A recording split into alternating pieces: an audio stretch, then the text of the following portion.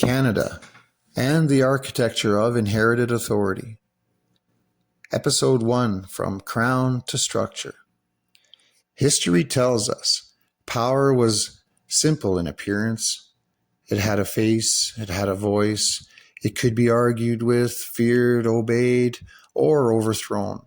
But it was still recognizable. A crown sat on a head, and behind that crown was a person, a queen, a king, a human point of origin for authority. But within the deeper historical structure being examined here, that simplicity begins to fracture far earlier than most people realize. Because power does not stay personal for long. It evolves, it shifts shape, and once it stops being human, it becomes something far harder to see and even harder to challenge. In the mid-17th century, that transformation began to take visible form.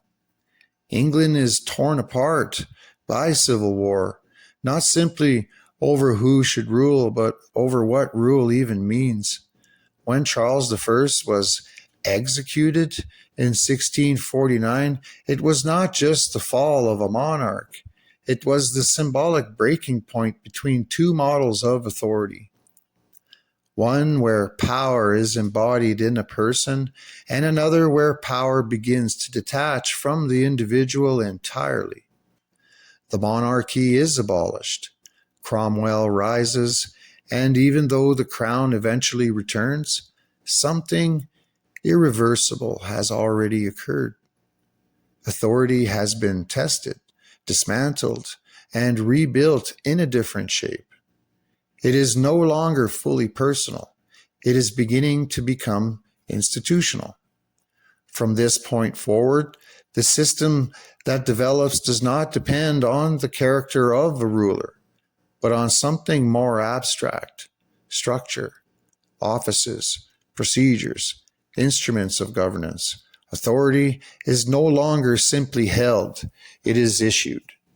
And that distinction becomes critical. Because once authority is issued, rather than embodied, it can be transferred, delegated, layered, and concealed inside layers of administration. It becomes less like a crown on a head and more like a machine with interchangeable parts, and machines once built do not really require much visibility to continue operating. By 1670, this evolving structure expanded outward across the Atlantic. The Hudson's Bay Charter establishes not just trade, but jurisdictional reach over vast territories. On the surface, it appears to be commerce. Beneath it, it is something else entirely.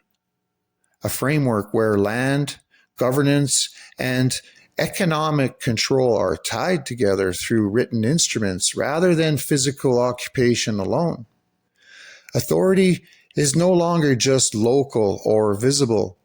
It is extended through documentation, seals, and legal phrasing that can define entire regions from thousands of miles away.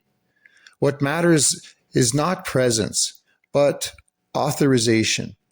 Not ownership in the physical sense, but permission in the administrative sense. And once that distinction is accepted, the foundation is set for something much larger. By 1763, after the collapse of New France, this system took another step forward. The Treaty of Paris transfers control of territory in North America to Britain, and almost immediately, governance is established through formal instruments such as letters patent. Figures like James Murray are appointed not by local consent, but through a chain of authority that originates elsewhere and is validated through institutional seals and offices. This is not yet a nation in the modern sense. It is a governed space, structured, administered, and directed through a hierarchy that exists above the population it governs. The people are present, but the system is already operating independently of them. What begins to emerge over the next century is not a dramatic break, but a gradual layering. Administrative regions are reorganized, territories are renamed, political structures are merged, divided, and reconfigured. The Act of Union in 1840 consolidated control. By 1867, the British North America Act created what is called a dominion. But within this interpretation, something important is often overlooked. This is not the formation of sovereign states voluntarily joining together. It is the restructuring of existing colonial territories under a unified administrative framework still rooted in imperial authority. The system evolves, but its origin point remains intact. The structure is modified, not replaced. And that is where the tension begins to build. Because if authority is tied to institutional instruments rather than direct sovereignty of the people, then the entire system depends on continuity of that underlying structure. It depends on an unbroken chain from origin to present, but chains can fracture in ways that are not immediately visible. They can appear intact while key links have shifted, changed meaning, or lost their original function. And according to the framework being examined here, that fracture point begins to emerge most clearly in the early 20th century. By the time of the Imperial Conference in 1926 and the Statute of Westminster in 1931, something fundamental is acknowledged. The dominions are no longer subordinates in the same way they once were. Legislative independence is recognized. Colonial classification is dissolved. On paper, this is presented as an evolution towards autonomy, but it represents something more significant, a structural shift where the previous foundation of authority is no longer operating in the same way it once did. The system that governed through imperial hierarchy begins to dissolve at its core. And yet what follows is not a clean reconstruction.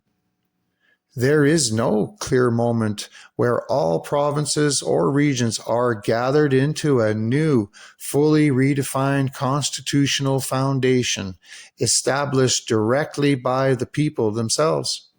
There is no singular moment where sovereignty is visibly reissued from the ground up in a unified and deliberate way. Instead, what continues is the existing administrative framework, modified, adjusted, reinterpreted, but never fully rebuilt from its base. The machinery keeps running, even as the original architecture beneath it becomes harder to define.